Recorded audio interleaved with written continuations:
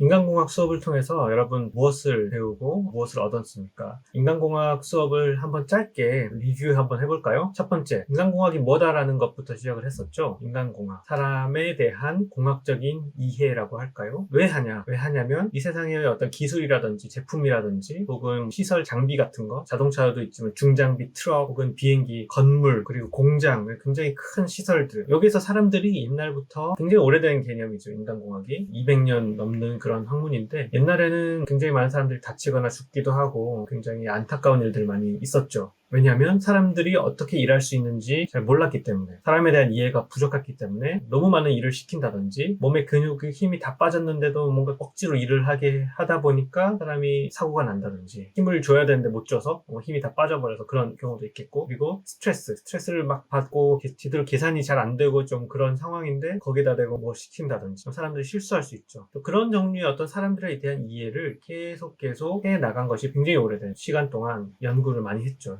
인간에 대한 연구를. 그러다 보니까 이제 연구할 게 많이 없어졌어요. 사람이 어떻게 행동하고 몇 시간 일하면 좋고 또 얼마 동안 쉬어줘야 되고 이런 것들, 아니 기본적인 사람의 일과 사람들의 특성에 대한 거, 몇 킬로까지 들 수 있고 이런 것들 다 연구가 돼서 더 이상 연구할 게 많이 없어요. 물론 새로운 기술이 나타나면 그 기술에 대한 사람이 그 기술을 어떻게 사용하고 혹은 이 기술에 대해서 사람이 어떻게 생각하고 반응하는지 그런 연구들은 계속 필요하지만 전통적인 것들은 다 끝났다는 거죠. 여기서 인간공학의 연구의 초점은 조금 바뀌었고 옮겨졌어요. 사회도 많이 변해왔죠. 옛날에는 공장에서 근무하던 사람들, 그 사람들이 어떻게 일을 하고 어떻게 하면은 효율적으로 일을 하고 사람이 다치지 않을 수 있을까 이런 거 했다면, 지금은 그런 것보다는 일반 사람들, 사용자죠. 사람들이 어떻게 제품을 사용하고 그 사람들이 제품을 사용함에 있어서 어떻게 하면 좀 편하게 사용할 수 있을까, 하게 할까, 어떻게 하면 사람의 만족을 주면서 감성적으로도 즐거움을 주면서 또 그 제품을 사용하는 어떤 효과를 잘 얻게 할 수 있을까, 이런 걸로 많은 초점이 이동됐습니다. 그래서 지금의 인간공학이라고 하면 대부분 사용자 중심 설계, 인터페이스 설계, 뭐 UX 혹은 몸에 잘 맞는 제품 혹은 불편하지 않은 제품, 사람을 편하게 해주는 어떤 제품들, 의료기기 이런 것들이 인간공학 연구의 많은 대상이 되고 있죠. 그게 바로 이제 인간공학이죠. 인간공학은 굉장히 프랙티컬한 학문이면서도 굉장히 철학적인 거예요. 왜냐하면 사람을 생각해야 된다는 겁니다. 뭐 수학 공식만 잘한다고 혹은 컴퓨터 프로그래밍 코딩이라는 어떤 도구가 쓰이는 매체들, 인터넷이라든지 앱 같은 거에서 단순히 기능이 좋으면 되는 게 아니거든요. 사람이 어떻게 이걸 사용할지라는 거는 그 사람에 대한 이해가 굉장히, 어떤 특정한 사람들 혹은 유저, 사용자 집단, 그 사람들의 집단에 대한 이해가 충분하지 않으면은 그 사람들을 만족시킬 수 있는 제품을 만들기 어렵다는 거죠. 인터페이스라든지 서비스 자체도 마찬가지예요. 기획을 할 때 뭘 기획하냐라고 했을 때 이거 굉장히 좋을 것 같다라고 번뜩이는 아이디어로만 성공할 수는 없는 거죠. 그 사람들이 이걸 정말 이걸 좋아할 사람들, 이걸 필요로 하는 사람들이 내가 만들어낸 걸 쓰는 입장에서 제대로 쓸 수 있게끔도 같이 해줘야 된다는 거죠. 그러니까 서비스만 제공할 게 아니라 어떤 아이디어 가지고 내가 무슨 서비스를 만들어서 이거 좋은 아이디어니까 여러분 쓰세요라고 할 게 아니라 쓰는 방법도 같이 제공해야 된다는 겁니다. 그게 바로 인간공학의 역할 중에 하나죠. 그래서 이 수업을 통해서 네 가지 주제에 대해서 알아봤는데, 첫 번째 Physical Ergonomics, 두 번째 Cognitive Ergonomics, 그 다음에 Emotional Ergonomics, 마지막으로는 Usability, 이렇게 네 가지, 그 각각에 대해서 또 두 가지씩 토픽이 있었죠. 그래서 총 8개의 토픽인데, 첫 번째 Physical Ergonomics에서는 첫 번째는 Biomechanics, 인체가 어떻게 활동하고 움직이고 어떻게 자세를 취하는지, 그래서 동작과 근육, 힘 이런 것들을 분석해가지고 사람이 편하게 동작할 수 있고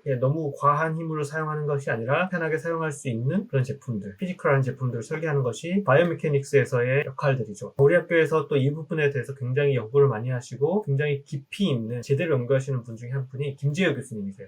기계과 김재혁 교수님도 이 바이오메케닉스, 사람의 근육이라든지 동작을 이해해서 장애인들을 재활한다든지 재활하는 제품을 개발한다든지 하는 그런 쪽으로 많이 연구하시기 때문에 바이오메케닉스 관심 있는 학생들은 김재혁 교수님 연구도 알아보면 참 좋겠죠. 또 바이오메케닉스의 어떤 기본적인 관련된 이 인체 데이터는 모션 데이터랑 근육 데이터죠. 이 데이터는 인간공학뿐만 아니라 다양하게 사용되는데, 근육 데이터 같은 경우는 사지를 잃은 사람들의 바이오닉스를 만들어줄 때 이 근육 신호를 이용을 하죠. 그래서 사람이 손이 절단됐지만 근육 신호를 가지고 로봇 손을 움직일 수 있게 해준다든지, 자연스럽게, 굉장히 자연스럽게 걸어갈 수 있는 로봇 다리를 만든다든지, 그런 것들 바이오닉스죠. 거기에도 인간공학 개념 이런 부분들이 사용이 되겠고, 두 번째 모션 캡처 같은 경우는 미디어에서 많이 사용되죠. 그래서 영화 같은 데서 골룸이라든지 실존하지 않는 캐릭터가 움직일 때 이쪽 한쪽에서 사람들이 모션 캡처를 통해서 사람의 동작을 입수해서 그걸 애니메이션 캐릭터에다가 동작을 입히는 거죠. 그럼 그 캐릭터가 그 동작을 할 수 있는 없는 그런 데 많이 사용되죠. 두 번째 토픽은 anthropometry죠.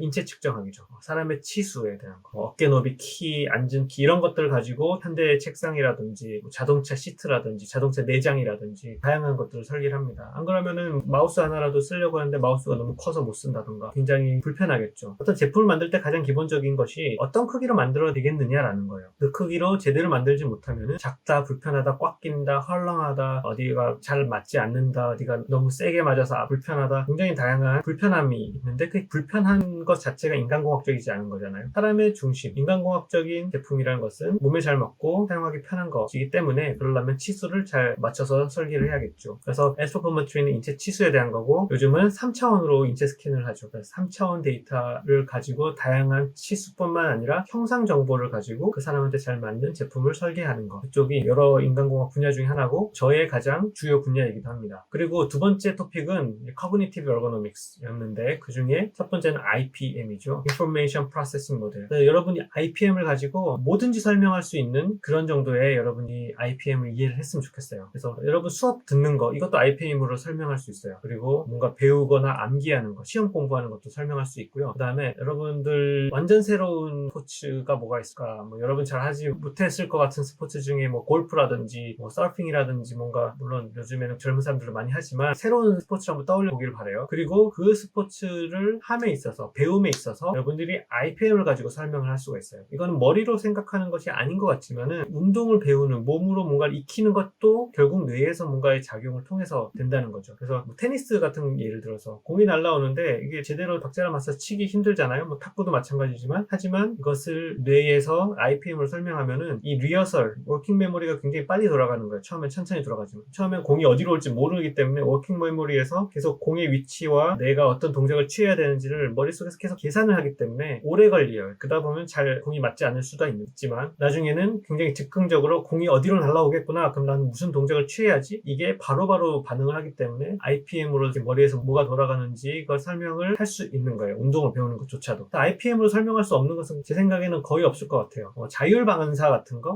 무릎이 이렇게 있는데 무릎 치면은 이렇게 다리가 이렇게 움직이죠. 그런 것들은 뇌로 가지 않고 바로 반사되는 것이기 때문에 IPM으로 설명할 수 없겠지만 아무튼 뇌에서 일어날 수 있는 모든 일은 IPM으로 설명 가능하다. 그리고 여기서 중요한 거는 Cognitive Ergonomics 두 번째. 그래서 사람들은 이 Cognitive한 어떤 일들을 하느냐라는 거죠. 그리고 IPM 측면에서 어떻게 하면은 머리에서 하는 일들을 강화시킬 수 있느냐. 이게 중요한 이유는 사람이 뭔가 일을 할 때 숙련이 되고 또 스킬이 발전을 해야 되거든요. 때로는 굉장히 빨리 반응해야 되는 일이 있는가 하면 때로는 굉장히 고심해서 생각해서 계산을 해내야 되는 일이 있고 혹은 유추를 해야 되는 일이 있고요.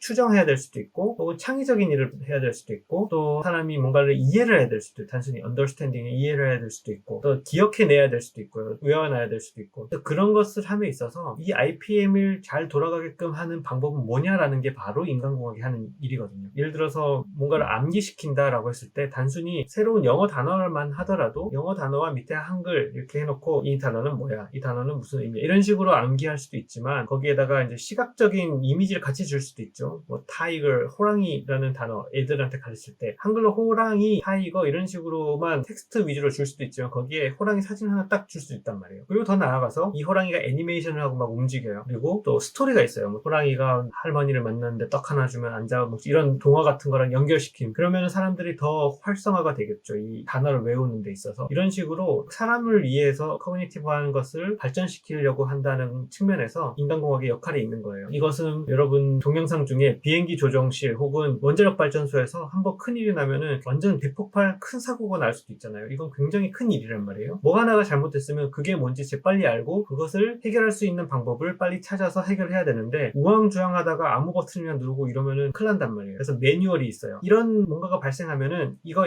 이대로 하면은 그 문제를 해결할 수 있어 라는 매뉴얼이 있어요. 그래서 비행기도 조정도 마찬가지고 비행기가 나는데 엔진 하나가 탁 꺼졌어요. 그러면은 어떤 버튼을 누르면 엔진을 다시 점화를 한다든지 혹은 여기 엔진이 꺼졌으면은 한쪽에는 추진력이 낮고 한쪽은 높기 때문에 비행기가 이상하게 갈 수가 있겠죠. 그럼 한쪽을 또 추진력을 좀 끈다든지 뭔가 위기를 극복할 수 있는 모든 매뉴얼들은 다 만들어져 있거든요. 아무거나 누르면 더 큰일 난다는 거예요. 그래서 이 사람들이 그런 훈련을 해요. 비행기를 운전하기 전에. 그리고 원자력 발전소도 똑같이 생긴 시뮬레이션 할 수 있는 트레이닝 룸 같은 게 있어요. 똑같이 생겼어요. 사고는 어쩌다 한 번씩 나기 때문에 갑자기 사고가 나서 알람이 화면이 막 삐용삐용 하면은 이게 뭔지 몰라요. 사람들이 헷갈리고. 그렇기 때문에 트레이닝룸에서는 그런 상황을 일부러 더 주는 거예요. 위급 상황, 뭐 아니면 경고 이런 상황을 줬을 때 이게 무슨 상황인지 빨리 체크를 하고 그거에 대한 대처를 하는 연습을 시뮬레이션 하는 거죠. 비행기 시뮬레이션도 비행기처럼 생긴 그 뭐 화면인데 거기 안에서 실제로 움직이기도 하는 챔버라고 하는 여기 자체가 움직이기도 하는 거예요. 내가 조정함에 따라서. 그래서 이륙하고 착륙하고 혹은 무슨 일이 일어났을 때 어떤 버튼을 눌러가지고 어떤 식으로 그 위기를 수습할지 다 시뮬레이션 해보고 또 암기만으로 안 되죠. 몸으로 부딪혀가지고 즉각적으로 해야 되죠. 그 다음에 정말 모르겠으면 매뉴얼 찾아보고 하고 그런 것들을 수없이 연습하고 시뮬레이션하고 그리고 나서 실제로 비행기도 운영하고 또 원자력 발전소 컨트롤룸도 운영하고 그렇게 하는 거예요. 그래서 이게 다 IPM이랑 상관이 있고 코그니티브 스킬이랑 상관이 있는 거죠. 계속 머릿속에 어떤 특정한 뭐가 왔을 때 리허설을 막 반복해서 워킹 메모리를 부담을 그때 주는 게 아니라 뭔가 왔을 때 워킹 메모리에서 바로 처리되려면 어떤 것들은 롱텀 메모리에 넣어놔야 되고 어떤 것들은 스킬이라는 측면에서 이게 발전이 되면은 뭔가 내가 판단하지 않으려고 해도 자동으로 판단이 된다든지 일종의 직업병, 나쁘게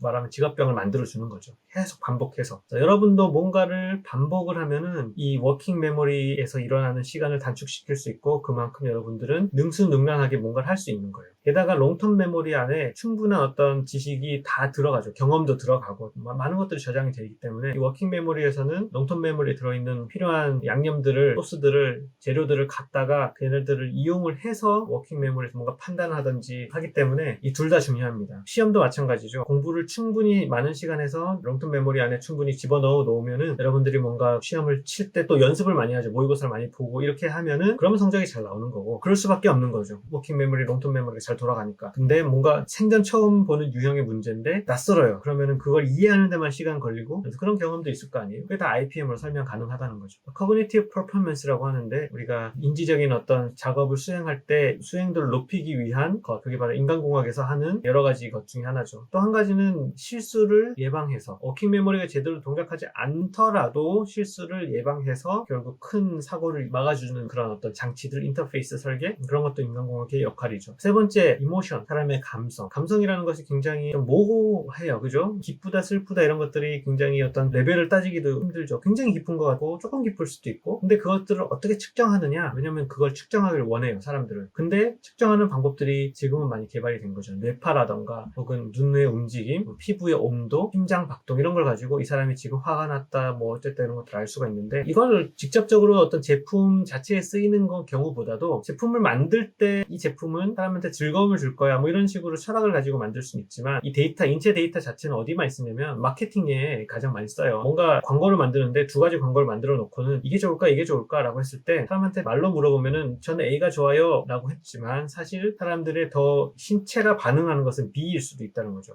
뇌파가 굉장히 센 전기 신호가 뇌에서 나오고 심장이 더 막 박동하고 혹은 눈의 움직임이 굉장히 막 움직이면서 많은 정보를 받아들이려고 하는 그런 움직임은 A가 아니고 B일 수도 있다는 거죠. 단순히 B라는 것이 조금 뭐 폭력적이라든지 조금 윤리적 부분에서 A가 좀 더 좋고 B가 좀 덜하기 때문에 물어봤을 때는 저는 A가 좋아요 라고 할 수 있지만 좋은 사람으로 보이기 위해서라고 할 수도 있고 하지만 우리 인체는 B를 좋아한다는 거죠. 우리의 심리는, 우리의 내면은. 그래서 사람들이 광고 만들 때 많이 그렇게 하는데 인간공학에서는 웹사이트를 두 가지 버전을 해놓고 어떤 웹사이트가 좀 더 사람들이 사용하기 좋으냐라는 그런 거 할 때도 사람의 생체 데이터를 많이 사용을 합니다. 그리고 좀 즐거움고 기쁘게 사람의 파지티브한 그런 감정들을 잘 자극시키고 파지티브한 감정이 막 폭발적으로 될 수 있는 파지티브한 사람을 굉장히 기쁘게 만들고 행복하게 만들고 굉장히 또 즐겁게 만들고 그런 제품, 그렇게 사람의 파지티브한 이모션들을 고려해서 제품을 디자인하면은 그 제품들은 굉장히 성공할 확률이 높겠죠. 왜냐면 사람들의 기본적인 욕구랄까? 내면에 사람들이 가지고 싶어하는 것들을 만족시키기 때문에. 근데 뭔가 제품을 사용하는데 화가 나게 하고 기분 나쁘게 하고 이러면은 사용하고 싶지 않죠.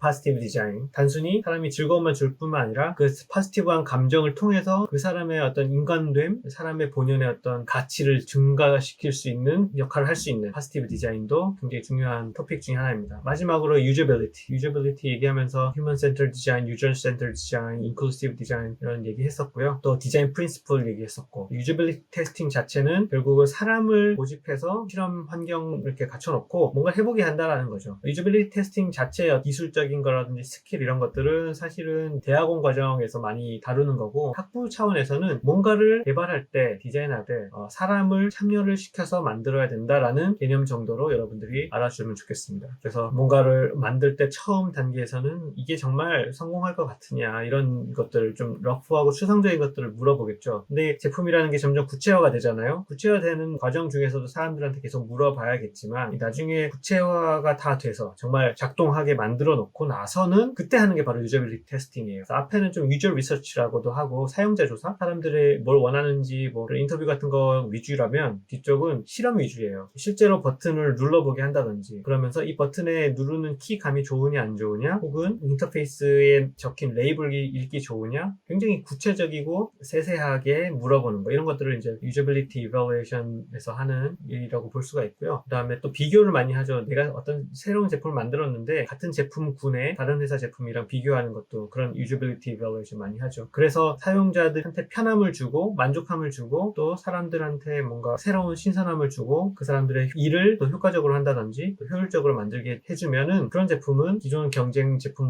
대비 더 잘 팔릴 가능성이 있겠죠. 물론 마케팅 이런 것도 중요하지만 제품 자체로 보면 그런 것들을 바로 사용성 평가, 유저빌리티 이발루에이션이라고 하고, 또 앱이라든지 소프트웨어나 서비스 같은 것도 다 포함이 돼요. 앱도 버튼의 크기, 화면에 있는 어떤 가상의 버튼이죠. 피지컬한 버튼은 아니지만 그 버튼의 위치랑 크기, 혹은 뭐 이해가 잘 되는지, 내가 지금 뭘 하고 있는지 제대로 알려주고 있는지.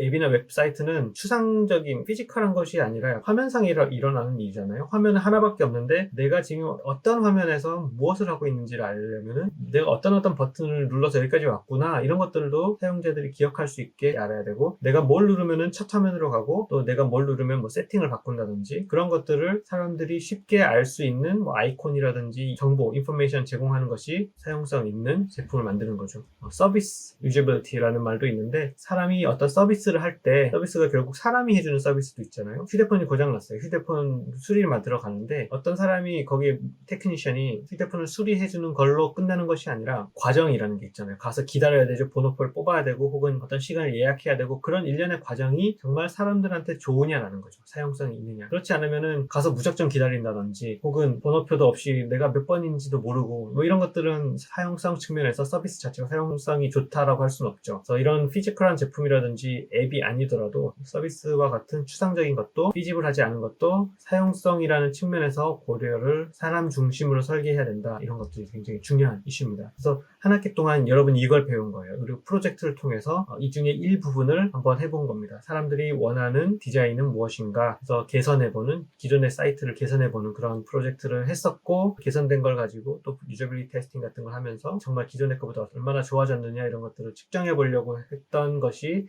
한 학기의 인간공학 수업이었고, 여러분들 이 수업에서 배운 것들이 나중에 어떤 프로젝트 하든지 캡스톤을 하든지 혹은 회사를 가서든지 이 중요한 개념들이 잘 적용하려고 노력을 하면 좋겠어요. 그래서 굉장히 철학적인 수업이라는 거예요. 프랙티컬 하면서도 제품을 만들고 프로젝트를 할 때 사람 중심으로 해야 된다, 사람한테 가서 물어봐야 된다, 혹은 이렇게 해야지 사람이 편하다 라는 기본적인 어떤 지식과 철학을 이렇게 쏟아내서 그 제품을 더 사람 중심으로 만들어가는, 그게 바로 여러분의 역할이고, 그렇게 해서 나온 제품들이 성공적일 거예요. 그래서 계속 프랙티컬 하기 때문에 중요한 것은 프랙티스, 많은 실습을 해보고 경험을 해볼 수 있기 바랍니다.